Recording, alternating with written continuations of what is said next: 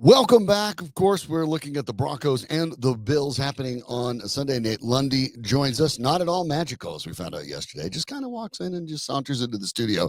And here he is. And Nate, the I don't news. know why they give me a microphone. Oh, all sorts of reasons. Well, it helps to, be the president of the company.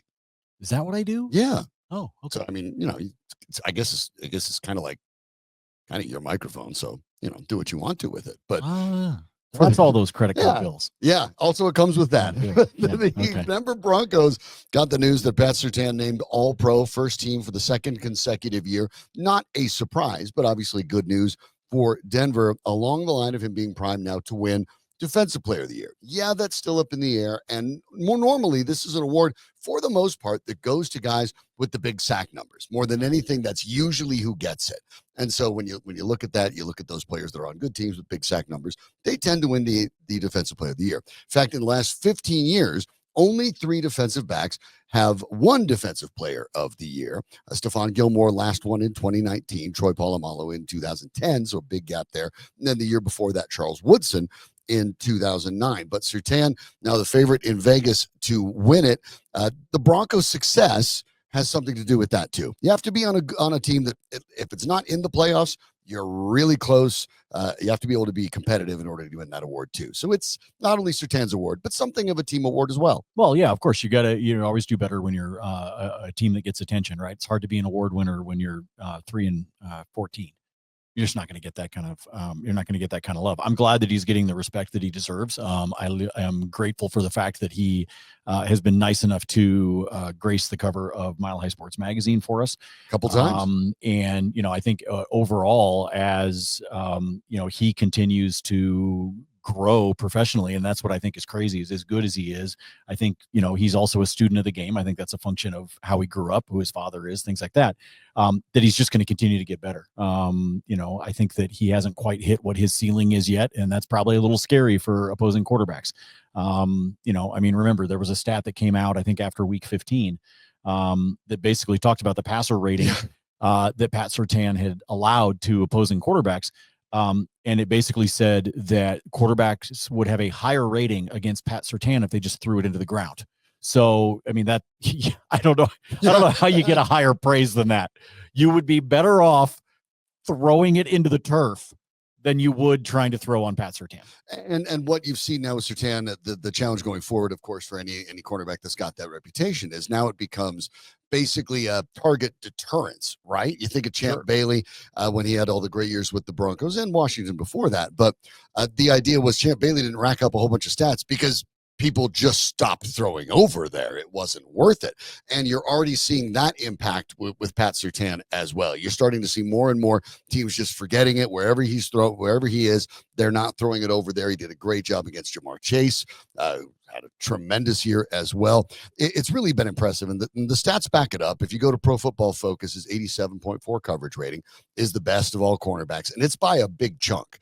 And when you see those numbers that say it's 87 and the other guys, whatever percent, it's not like it's 5% lower, because that's not really how it works. It's more than that. So Surtain has by far been the best corner in the league.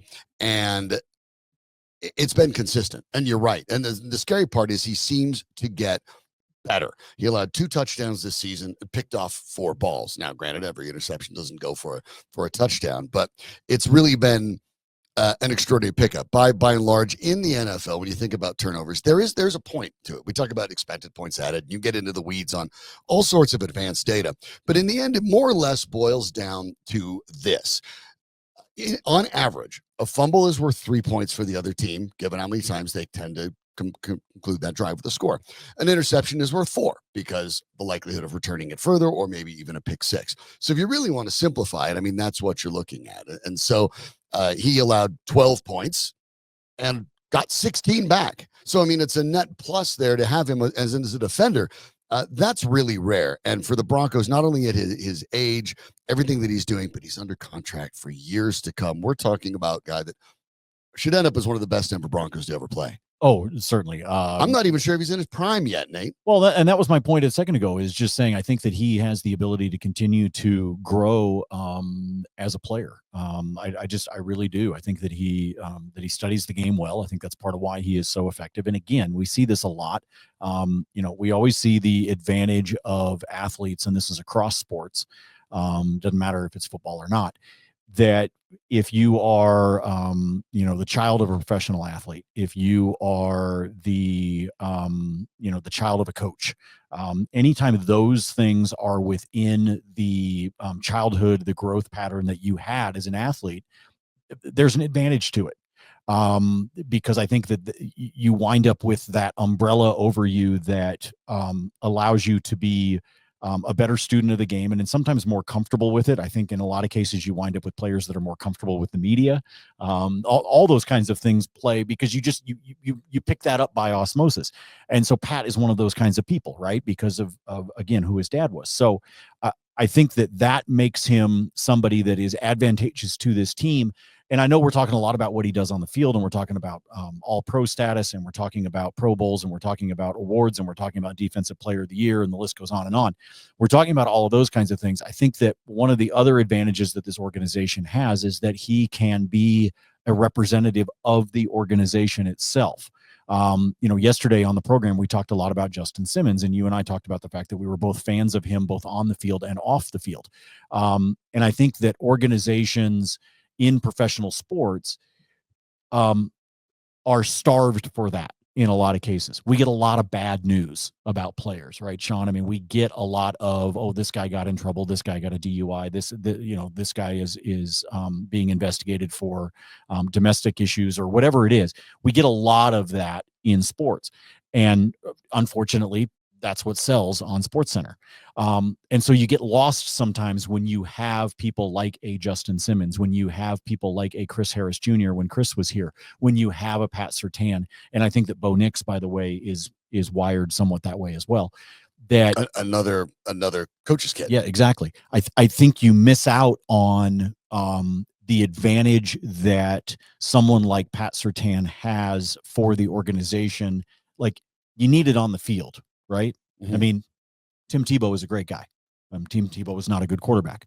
So you still need it on the field, and that is first and foremost what's most important to the organization. But if you can be lucky enough to have that paired with somebody that represents you really well off the field and does the kinds of things that make you as a fan happy to be a fan of the team or of the player, to me, that speaks volumes above and beyond whatever he does statistically, and whatever he does in terms of causing major headaches for opposing quarterbacks. Yeah, and it's really, you're right. There is value there. I think when you look at the idea that players are representatives of their teams, and I think that's a really important point to bring up. It's why I'll throw this real quick before you finish your thought. The other thing that I'll throw out there, it is why, outside of contract incentives or things like that, I have been told multiple times by players that the award that means the most is the Walter Payton Man of the Year award.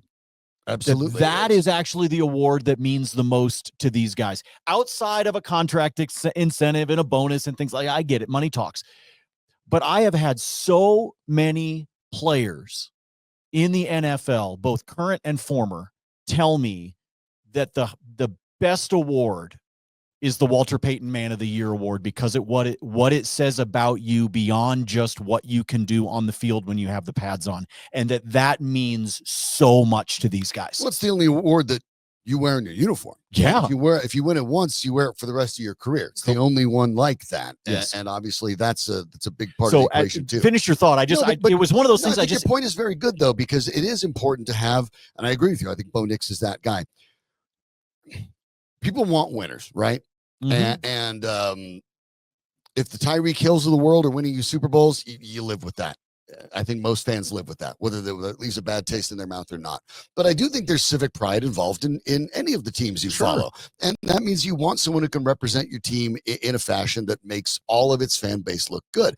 And Surtain's not a man of many words with the No. media. He's not particularly loquacious. He focuses on football. You have an opportunity to learn more about him, of course, if you grab the latest Mile High Sports magazine, which you can grab all over town and read about Pat Surtain. You see him right up there.